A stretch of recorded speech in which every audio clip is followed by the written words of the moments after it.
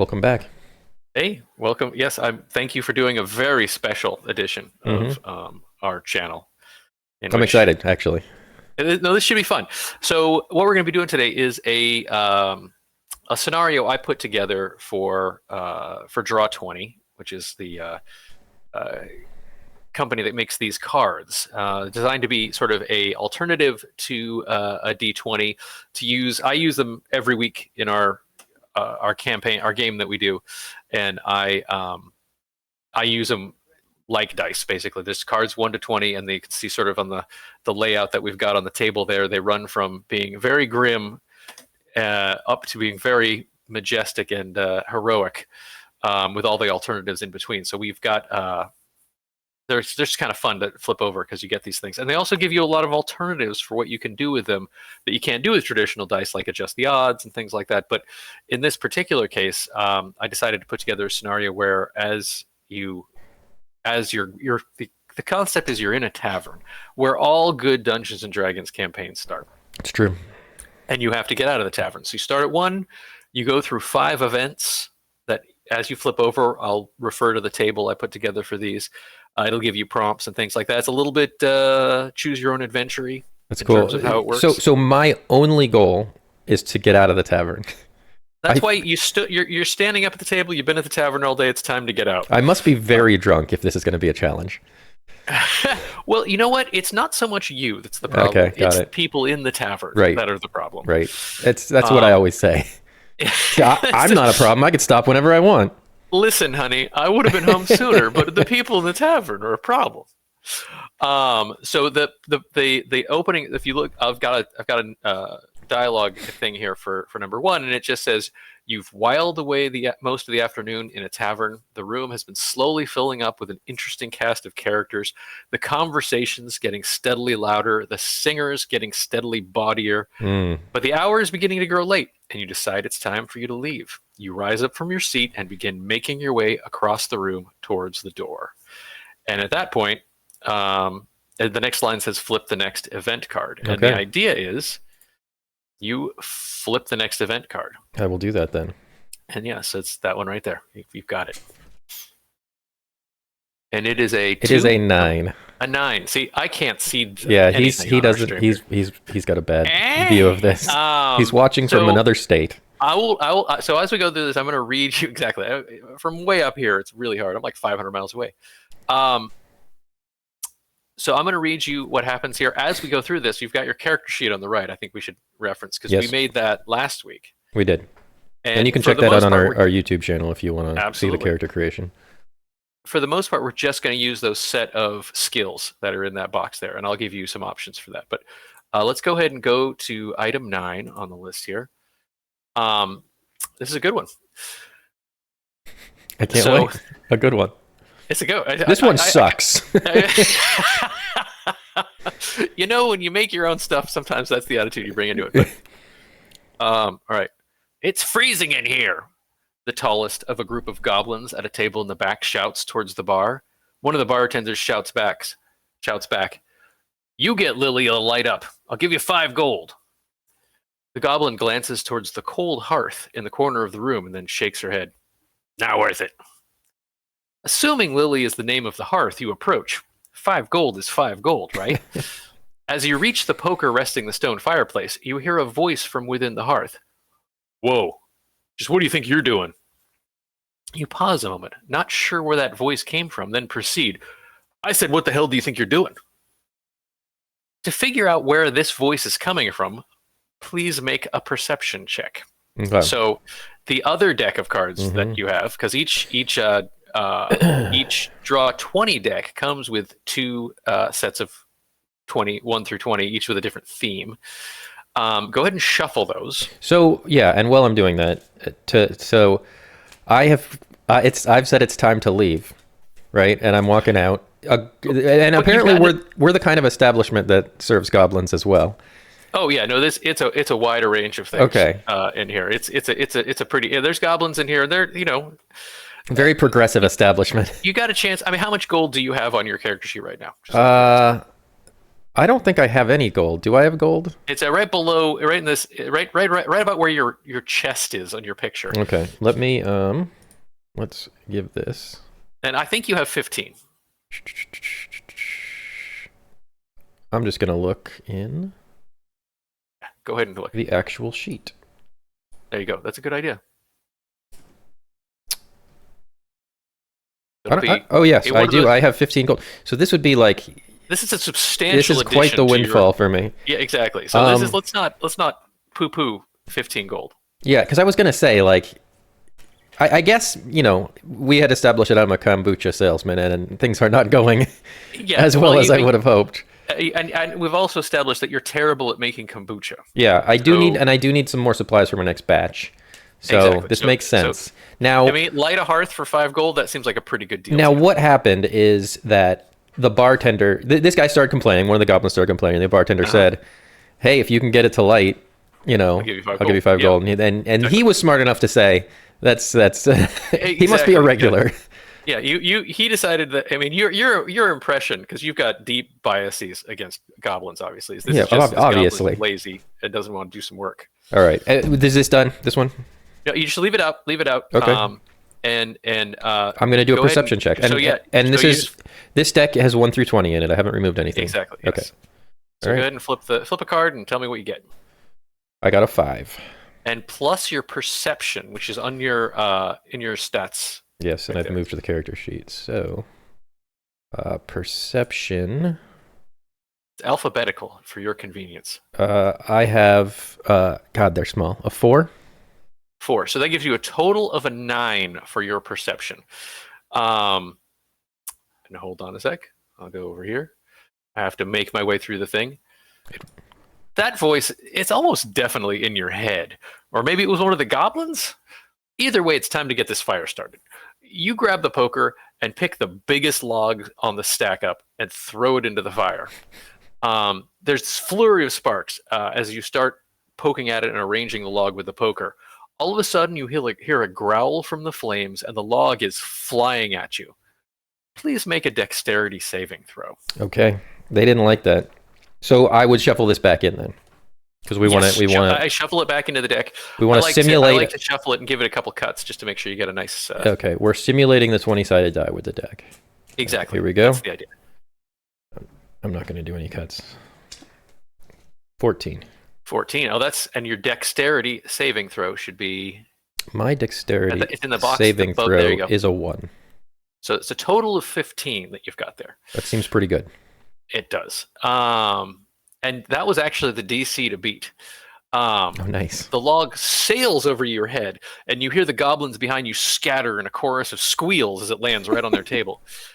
You look down and you see a tiny fire elemental standing defiantly in the center of the hearth, its little flame hands balled into fists on its flaming hips. How dare you! Did I tell you that you could put something in my hearth without my permission?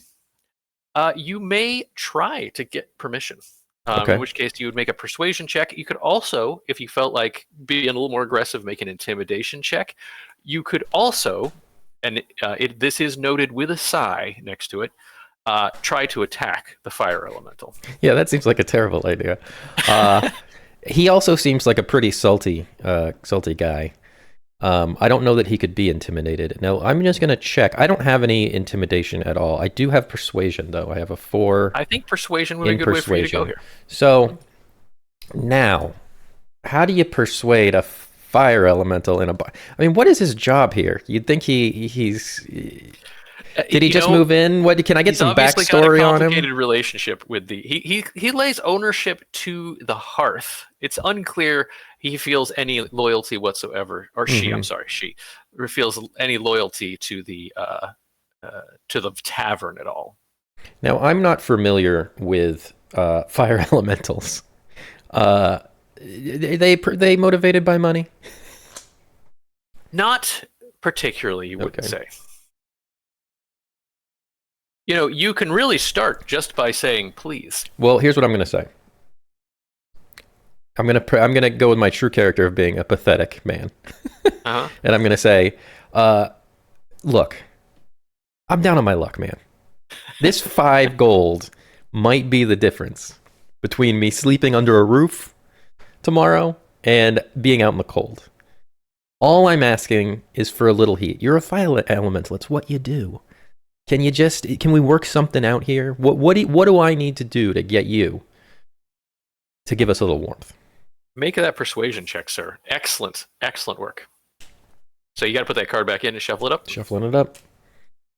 All right. So persuasion, like I said, I have a 4. So yeah, whatever you got plus 4. It's not looking good. It's not looking good. Okay, persuasion plus 4, so you got a total of 6. Is that correct? Yes. Okay. You know, I'm sick and tired of big, fleshy jerks like you getting in my face about how hot I make my hearth. You want me to burn down the tavern? Because then you'd all be pretty warm, right? All toasty and warm as your bar burned down around you. The elemental squats down and disappears into the glowing embers. Get out of here or I'll do it. So you wonder if you could try a little harder, but remember, it's just 5 gold you're talking about here. Right, yeah. But you get the impression that you couldn't get too much more out of him. But remember, you can always attack the elemental, or you can let the goblin shiver. Attack the elemental, or you can move on. Yeah. So I don't necessarily care if the goblin's warm or not. That doesn't matter to me. All I want is that 5 gold. But I don't.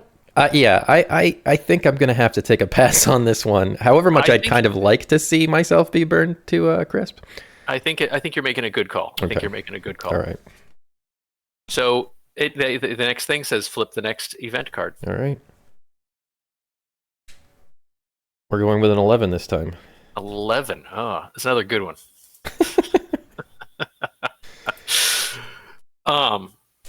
Okay.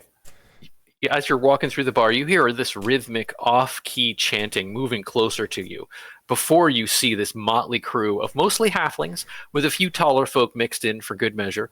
They're all wearing the same red and blue striped tops. They're knitted and hanging loosely from their bodies because they look like they're soaking wet. Everyone in the group looks like they're covered in mud, and some of them have bruises and open wounds visible on their faces or arms. And as they walk, they are chanting and clapping in time as they sing, "We lose every week. We lose every week. You're nothing special. We lose every week." You try to step out of the way, but the lead halfling steps the same way. Then you try to step the other way, and the lead halfling does the same thing. The halfling steps back and says, "Look like this one wants to have a go at us themselves. What do we say to them, lads?" "You're nothing special. You're nothing special," they chant to you, fingers pointing. The halfling laughs and says, "Go get him, Big Nell." A person so short you didn't even see them in the crowd comes charging through, one arm outstretched in front of themselves, like some sort of sports ball held in their onto their side. Some sort of sports ball under their arm. You only have a second to react before they hit you. Please make another one of those dexterity saving throws. I like how we got some hooligans in the in the pub. All right, I will do that. I'm gonna make a dexterity saving throw. And we got a 16, baby. These dex rolls. You are a Dexy. I'm killing it. Dexy SOB. So let's go ahead and go down here. Big Nell isn't very. No, I got you right. You step out of the way as Big Nell runs straight into one of the wooden pillars that holds up the ceiling in the bar. Oh, Big Nell. He hits the floor and looks up at you, smiling broadly to reveal several missing teeth. The ball rolling away to one side. "Ugh, the ball, Big Nell. I keep telling you got to hold on to the ball." The halfling turns to the rest of the crew. "What happens when we don't hold on to the ball, everyone? We lose every week. We lose every week," they chant. "Who's going to show this fool how it's played? Fingers McGee, go for it." One of the taller members of the crew rears back an arm and hurls a small sphere at you. The ball is much smaller than the other one and is essentially impossible to dodge. So it hits you. Make a Constitution saving throw to see how well you handle that damage. I'm really intrigued on what this game is. I am too. I just kept adding different elements. Yeah. We got multiple balls. Could be, I don't know. All right, saving throw? It's Constitution. Constitution. Which I think you actually have, you're proficient in. I am. I have a 5 in Constitution. Oh, fabulous. Plus an 8. So that's a total of 13. That might not do it. Let's see what we got here. Ugh, you needed a 14. Son of a. You consider dodging right, then left, but in the end, you just sort of let the ball hit you in the chest. You stumble back onto the ground, writhing in pain as the halfling picks up the ball. Wow, he can really throw. He can. Leading his comrades to the bar. Great throw, fingers. Do you think you could start doing that during the game? I don't know where the gongle ball is most of the time. I know I saw you kicking it during the last game, Frida. That's the Torito ball, that's for kicking. No, you're thinking of the chances ball. They do look like the Torito balls, but they flash in and out of this plane of existence at random. His voice sort of fades away as they disappear into the crowd. You regain your composure, stand up, and continue on your way. You can flip the next event. Okay, so nothing really. I didn't have to do much there except try and get out of the way of balls. Yeah, no, it is. There are multiple scenarios there, and you can actually, that one actually can go on for a while. Oh, really? Depending on how it. they're just. I keep dodging. They keep throwing. And it is possible for you to get your 5 gold with the fire thing. And yeah, I'm sure. It's possible also for you to burn down the bar. Yes, I'm glad I avoided that, or maybe I'm not. All right, we are going for our next event. We have 3 events to go. 16. 16. You're just working your way up the channel today. I noticed. All right. A woman in a dark, heavy cloak taps you on the leg as you walk by her table. You looking for something a little out of the ordinary? When you turn to face her, she opens up one side of her cloak, revealing a patchwork of pockets and loops sewn into the inner lining. They bulge with promise, some of them fizzing or clicking in interesting ways. Got a whole variety of items that might be of interest to a discerning adventurer like yourself, she sniffs. It's on a strictly pick your pocket, takes your chances basis, but the upside is quite high if you catch my meaning. Interested? I kind of am interested. I could, I feel like, yeah. I'm the type of man that's gonna play the lottery every time. There you go. That's why I'm probably very down on my luck. It's true. It's not made good decisions. No. So my eyes sort of like become as big as saucers. Like I'm already counting my money. I'm gonna get something really good out of these fizzing, sizzling pockets. But spoiler alert! I thought when this started out, I thought we were going another way with this, but I'll take a pocket. All right. So yeah, you sit down at her table. I do, and she says, "Here's the deal, right? You give me 1 gold, I give you something from down here." She waves to some of the stinkier pockets in her coat. Okay. For 25 gold, you can explore these beauties right here. She waves at a more appealing set of pouches higher up. And if you're one of my more discerning shoppers, you can always pay a premium for one of these up here. She indicates the top part of her cloak, where the pockets almost hum with potential. Them's 200 gold. Now, I should stress that I don't always know what's going to come out of the cloak. Sometimes it's great. Sometimes you get my meaning. But if you want a taste, you pay the piper, right? Now, so you only have, I only have 15, but I think I'm a pretty persuasive man. So it's outside of the scheme here, but you can make a persuasion check. Since we're doing this, so it's not built into the thing, but that's actually a good point. Mm-hmm. I'm going to make a note here because we are play testing this as we go. Yep. So that is a good opportunity to make a persuasion check. I like that. I like the way you think, sir. Because as we know, I'm a traveling salesman. So yes, sure. I'm not coming back to this bar. I'm visiting. I'm on my way out. So I'm gonna. You don't even know where the heck you are. Yeah. So basically, like through a plane of existence to get here. Yeah. I have a big sale coming up. So I'm gonna have all your money tomorrow. Let me go. You're literally making the case that you will come back and pay her back. I am making that case. I will come back tomorrow. You're not. And just I will pay you her down. plus 10%. Because you do have 15 gold in hand. You I could do potentially say, but I want those high pockets, 15. Alex. You want it? So the stuff she's selling for 200. Yeah, that's what I'm going for. Because I'm gonna try to swindle her. All right. Yeah. This is okay. This is DC. We're gonna do this. This is actually a system that you can also use these cards for, and I think this is a good way to display it. I'm gonna hold up a DC. And this is not necessarily to get exactly what you want, but this is to persuade her at all. Mm-hmm. So I'm holding up this DC. You make your check. Okay, I can't read it. You can't know because I'm just showing you the back. I will flip it once you're... All right, here we go. Fucking A. I got a 2.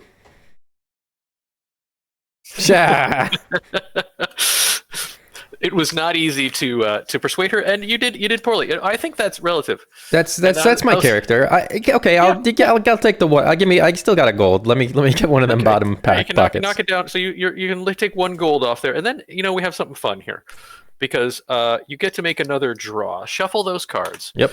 And in addition to having these things, because you pay 1 gold and you draw on what we call the craptacular table. Okay. We have 3 item tables that we've built as well. The awesome, the meh, and the craptacular table. Okay. And you get to draw on the craptacular table. I can't wait. So while we're here, I will just put my gold down. Yeah, you should do that because you don't want to forget to take your gold off. Yep. My keyboards are in a weird spot.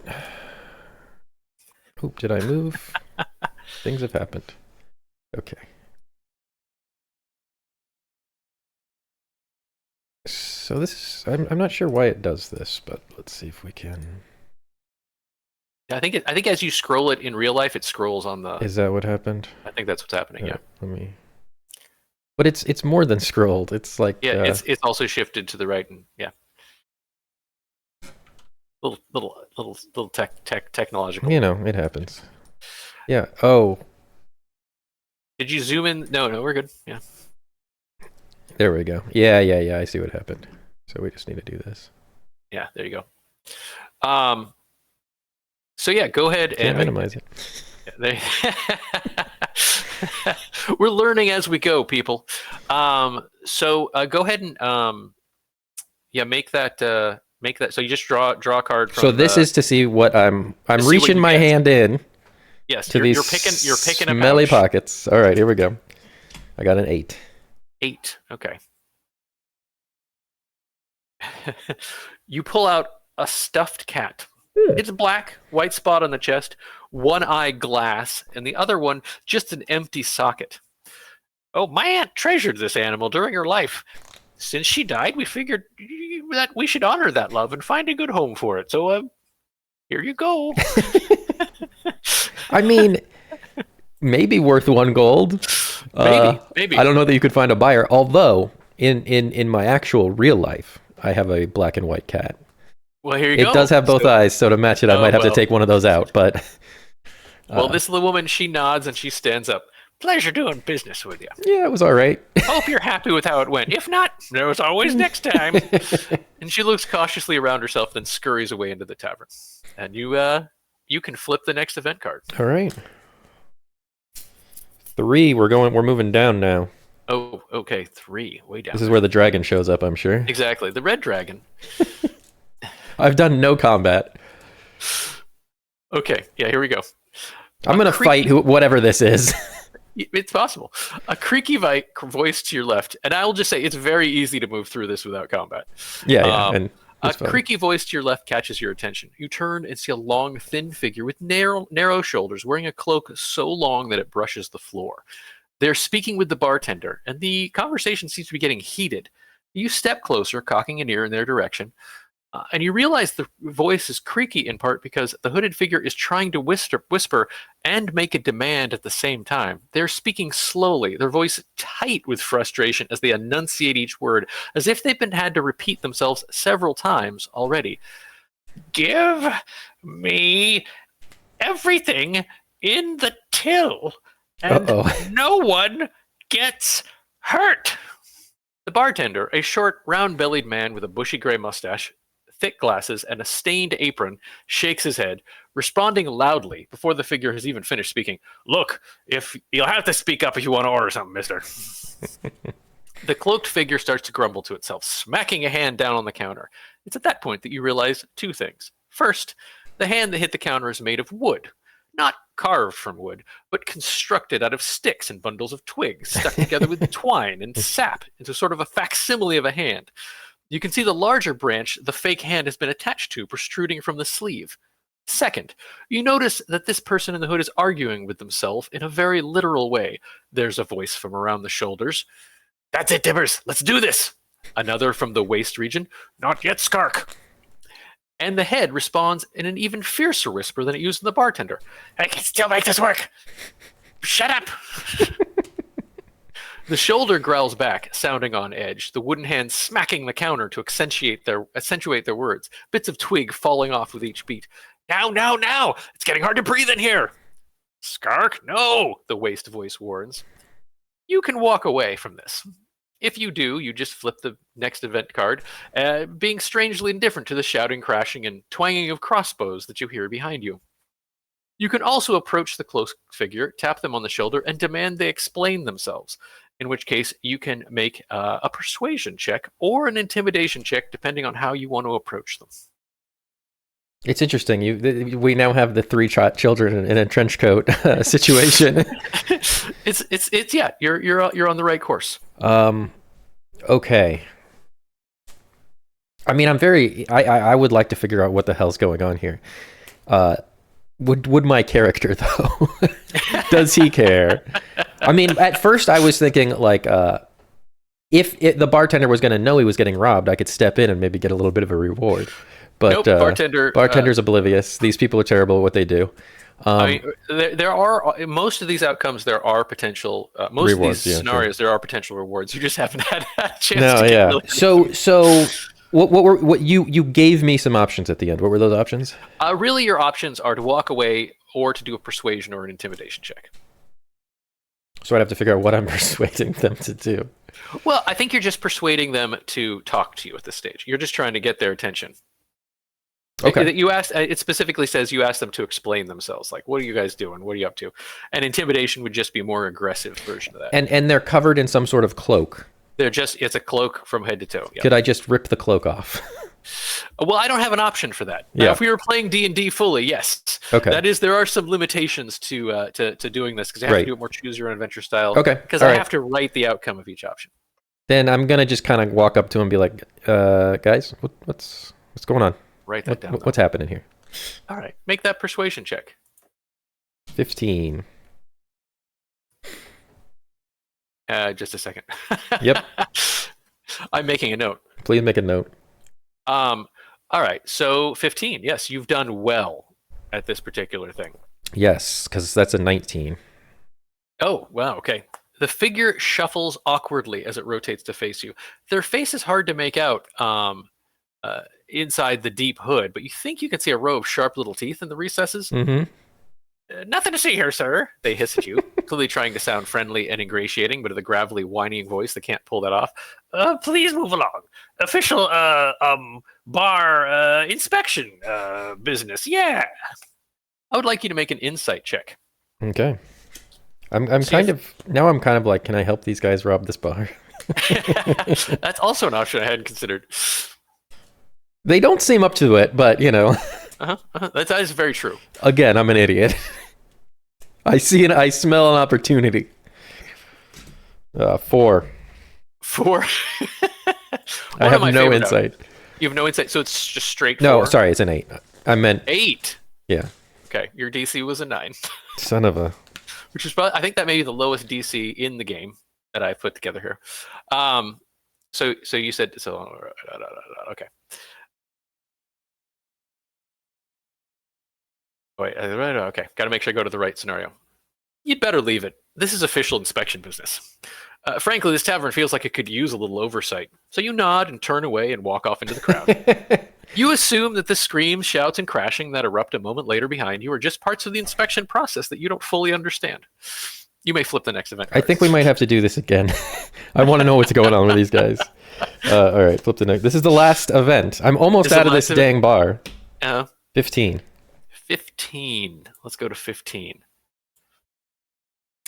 As you stroll through the crowd, your body bumps into you hard from behind. You stagger, reaching for a weapon as you turn around, but instead of an attacker, you see an irritated-looking man wearing a violet and gold outfit, skin-tight and sparkly, topped with a wide-brimmed, flouncy hat with a peacock feather rising proudly from the band. He snaps his fingers, once low, then high, and not in the order I did them, cocks his hip and says, in a surprisingly deep voice, "Stay off the dance floor if you don't want these hips to break that stick figure you're carrying around and calling a body." He waves a hand up and down in your direction as he speaks, then takes a step forward. "Unless you think you've got better moves than I do."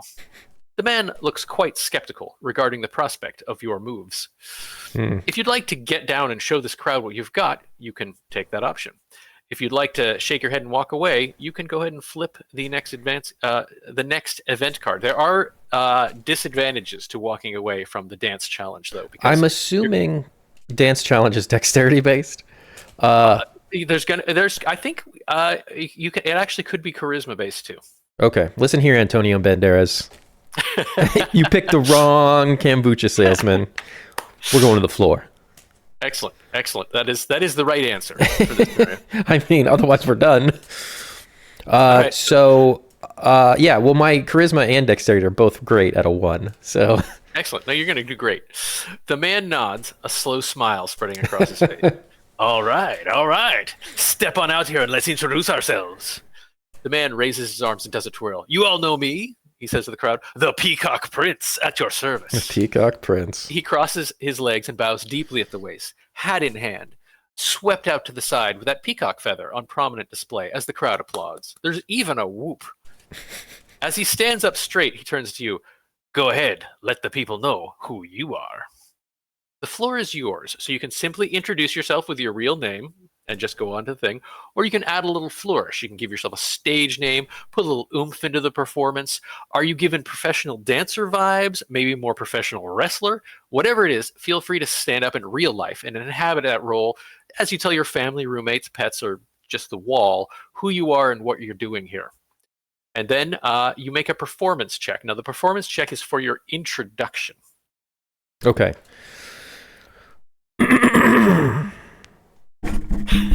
Rasmus. This is your performance check. That's my introduction. So I kind of feel like if I'm DMing this, you just gave yourself your real name, in which case you don't get any bonus or negative from the performance check. Wait, what's wrong with giving my real name? Well, but that's option 1. So I'm sort of skipping over the options. But if you simply introduce with your real name, you go to 1509. So that's like where you move to. Okay. I was just trying if you want to do a little flourish. No, I've got no flourish. All right, then we're just going. My character is, You can try to get the crowd on your side. Is the idea? There's a smattering of hand claps from the crowd. Yes, that's what I expected. It's not like the crowd is angry with you, but they're not exactly excited by the prospect either. "Me first, new kid," says the peacock. "Hit it, Carl." The crowd parts, and you notice a kobold, which is a little dragon person, if you don't know, with a banjo sitting at a table nearby. He quickly finishes his sip of beer, then dives on the strings, his fingers racing in a madcap tune that moves up and down the strings, his little lizard's fingers plucking and fretting faster than you can even watch. The only thing moving faster is the Peacock Prince. He spins so fast that you don't know how he doesn't pass out, stopping only to kick, leaping into a back flip while somehow doing the splits, landing lightly on his toes, then spinning again, this time alternating between arms in, arms one arm out, one leg in, somehow using the dance floor like a skater uses the ice. He comes out of the spin, tumbling forward before leaping into the air and landing lightly right in front of you. He snaps his fingers in front of your face, just as the music comes to a sudden conclusion. The crowd explodes with applause, and yes, a chorus of whoops. People are leaping up and down in excitement. They turn to you, hoping for more of the same. So you limber up, step out onto the dance floor, and please make a performance check. Yeah, and the way I picture this going is, if you've seen the movie Napoleon Dynamite, it's something along those lines. Now, at first, I'm doing the sprinkler, doing the lawnmower, all the standards, and at first it may seem a little silly, but then you realize there's something here. There's something special. Let's see that performance check. Give them a really good shuffle so one of those cards comes to the top. Yeah, I've been shuffling the whole time. All right, here we go. It's a 10. 10. So that's a total of 11, I believe? I guess so, yeah. Okay. I still am pretty happy with my performance. I think you should be. You lie on the floor, gasping for breath. Gales of laughter Also, coming from all sounds sides. It sounds like people enjoyed it, even if you were hoping for more of a laughing with vibe. Now I don't know. Your Have you ankles? have you seen? You ever watch Always Sunny in Philadelphia? I They have not they seen go to a that. high school reunion and they're doing a dance and it in their minds they're like the best dancers ever. But then what you actually see is like they're huffing, they're puffing, they're sweating, they're nothing. They're not really doing anything. It could be something like that. It's probably something like that, yeah. So, actually, I'm gonna roll a d4 for you. So you take 2 points of fall damage. I'm not a very limber You bang your guy. head pretty hard, and your ankles are hurting you. Okay, yeah. The Peacock Prince steps up to you, offers a hand, helping you rise back to your feet. Nice try, anyway, he says. I respect the attempt, but next time, best watch where you're walking, stick figure. As he walks away, an elderly man comes with a cane, shuffles up to you. I wrote with a can, so it doesn't help. He could have a can. I like your gumption, he declares in a quavering voice. I have something I want to give you to reward your bravery. Please make another draw on that craptacular table to find out what you receive. You know, you do it for the fans, really. You do it for the fans. All right, here we go.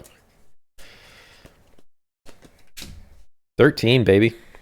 13. Although I don't think this really matters with the table, if I get high or low, does it? He hands you one gold piece. The image of a donkey on one side, possibly a mountain on the other, clearly fake. This is my dad's lucky coin. He used to flip it for all his decisions. He died many years ago, mauled after he picked a fight with a bear.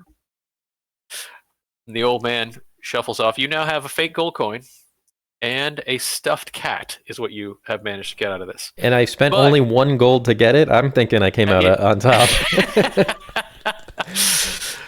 You finally managed to push your way out of the tavern and into the cool evening air. There's still a glow in the western horizon from the setting sun. You take a moment to take stock of the frankly strange turn your trips to through the tavern took. Then you step out the doorway and start your next journey down the narrow country lane. Congratulations, you've gotten out of the tavern. Finally. It's a very busy place. They must do a killing. I will say that was I've practice run this many times, and I've had friends practice run it many times. That was comfortably the worst run I've seen. Like in terms of dice rolls and actually success. I don't think you succeeded in a single challenge. Yeah. No, well, that does add up. Let's see. So I've lost some hit points. Yes. Yes, you should. You lost 2 HP, so you can just. I'm at 11. Also, HP. I have gained some things. You should note that for sure. You have a stuffed cat, stuffed one-eyed cat. I'm gonna have to pull out my keyboard for this. All right, badoosh. Badoosh. That's the slogan of this. Come on. You can do it. I believe in you. Any day now. And then a lucky. Lucky. I would put lucky in quotation marks, just to be clear. Well, that didn't work. Lucky. There you go. Oh my God, 7. Alex. Don't type like this. I don't recommend it. Lucky gold coin. Gold should probably be in quotes. I think that's the way to present it. Lucky gold coin. Yeah, there you go. Lucky gold cop. All right. Lucky gold cop. Well, I think this guy should come back to this tavern actually and see if he can. I would do this again, and maybe things would happen a little better. It was fun. It was fun, even if I didn't do well, and maybe honestly, because I didn't do well. It's kind of hard not to end up in combat with those with the goblins in the trench coat. So you really did kind of beat the odds there. Yeah, I wonder. So, right? Yeah. I would have liked to. That was the one I would have liked to know more about. Yeah. Well, there's more you can do and everything, and obviously you only saw 5. There are 18 things that you can encounter here. All of them are. Some of them are simple. Some of them are complicated. But yeah, you did. That was a lot of fun actually running through it. And there's a number of scenarios where you can end up. I'm actually working on a sequel to this which leads directly out of the tavern, and it's called "So You've Been Thrown in Jail," which you can do a number of ways in this scenario. Very nice. That's how. But anyway, yeah, no, I highly enjoyed it. I am very much a D&D newbie. I think this is my second time playing anything like it, so it was a lot of fun. This process was actually really helpful to me. I think there's at least two things that you said here that I'm going to put options for in the thing, in the actual playtest, because that's the advantage of playtesting it. Like you said, can I just tear the cloak off of him? Yeah, why can't you just tear the cloak off him? That's a good idea. You're going to have a fight, but you can. I would have liked to have a fight. Maybe next time we'll have a fight. But yeah, let's do this again. Let's do it again. And what we could even do is pop out the scenarios I've already done. Yep. That's one of the advantages of these cards is you can just put in the numbers you want. Exactly. We could pop those ones out and just go through it again and do five different ones. And one of the things we suggested is a lot of times people who are starting out for the first time don't have much of a backstory and don't have much of an entree to it. I think this is actually a really good way to, like for DMs to say, here, go do this. And it's something they can do by themselves, and they can run through it, and they can see where their stats are, take their time to do it on their own, and also get some stuff that's not overpowered, or there is one narrow way to get really overpowered stuff. All right. That's awesome. I love that. But you have to do a series of extremely successful rolls to get there. But so not me. It was not you today. But yeah, let's do it again sometime. That was a lot of fun. Thank you for taking it on. All right. Well, we will say goodbye for now, and we'll see you next time. Bye-bye.